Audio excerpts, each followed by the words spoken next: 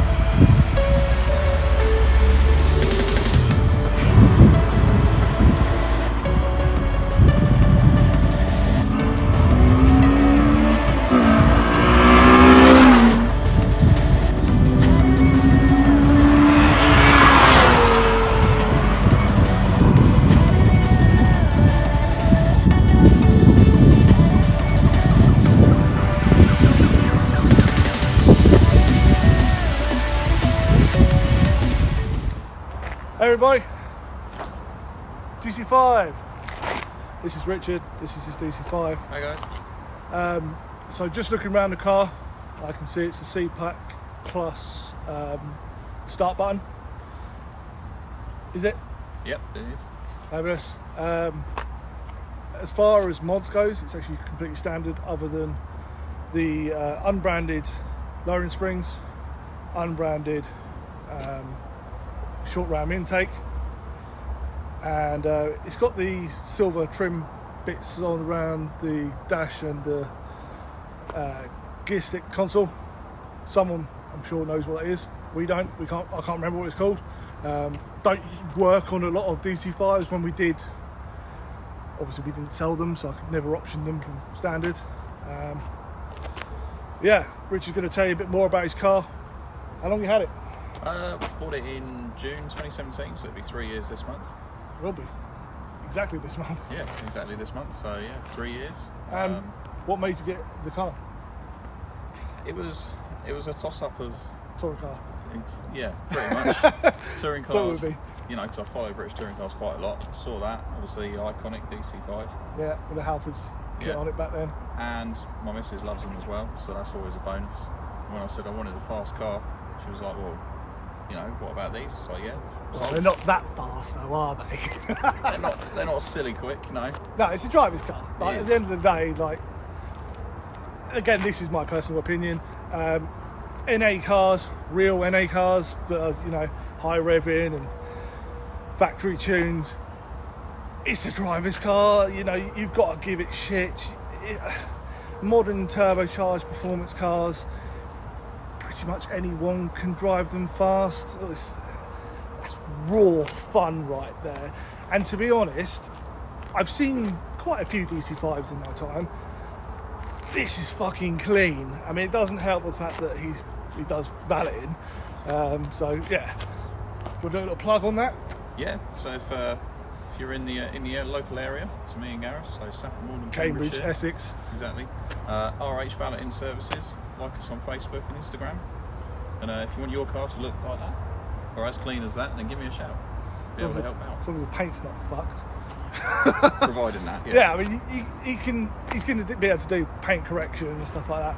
But as far as rust, body repairs, you hit your body shop up for that. That's not what valeting detailing's all about. But it is a pretty clean car. Obviously, you'll see that from the shots that we've just done. I love it. One thing I've got to mention, it does have an aftermarket Pioneer stereo. Funnily enough, the exact same one in my CRZ. It's a nice mod. They do suit the Hondas really well, especially in that one, that stereo head unit. Yeah, I mean, when they first came out, when Pioneer first came out with that one, it kind of looks like a little mini iPad, doesn't it? Yeah. That was part of the reason why I liked it. I generally actually thought when they appeared in like places like Halfords that it was like Apple deciding to go into aftermarket car stereos. That's generally what I thought. You know, the older ones where they had like the chrome ring around them and stuff like, on the iPads, and especially the old iPhones like the 3GS and stuff like that. Going back a long time now. Yeah. It's not that long, but it's long enough for me. What we're on now, iPhone 11. Shit. Another look at the car. Like I said, you can see how spotless it is. Absolutely pucker. Minus his headlights. He'll hate me for saying that. It's not his fault. He did actually get them sorted out by a body shop and someone else privately, and they've not done the greatest repair. But yeah, the shame is all DC5 headlights kind of go that way. The amount of people that actually buy new ones just to have them fail again in a few years' time, because our UV rays here in the UK are pretty damn shite, to be honest. But yeah, there she is. That is a stock exhaust as well, by the way, guys. It's not like an aftermarket one. He will be changing his exhaust in the future. I'm sure there's a few little bits he's going to do. Going to change the springs to a more branded spring. I think IBAX is what we've spoken about in the past. Other than that, I think that's pretty much it, isn't it? Really, for what you want to do to it. Yeah, I don't want to do too much to it. Just keep it as it is, really. But mod's just like a Factory fresh. A nice sounding back box, just to give it a bit more noise when you're on VTEC and stuff like that. And also the springs as well. Just give it a bit of a nicer ride. I know they are quite firm anyway, but I think those aftermarket springs have been on there for a while. And like I say, they are unbranded. I'm unsure of what they are, so get a decent spring on it. Hopefully she'll handle and ride a lot better. He's going to have to replace his shock absorbers as well, because one of them is weeping, and it is quite a recommended thing to sort of replace shocks, especially in pairs.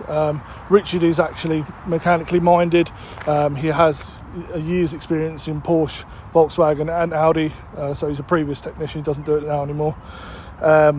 It's a bit like myself, you know, I used to be a technician obviously for Honda,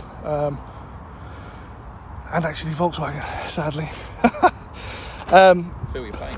Oh fuck, I hate them so much. I hate VAG. I can't say it too much because you've got an Audi as it is.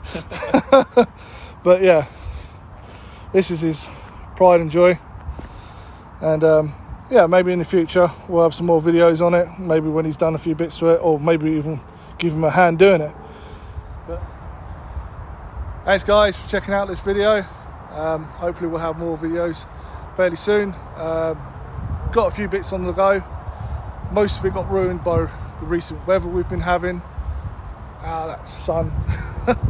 It's either rain or sun at the moment, and it's never anything good in between. Thanks guys.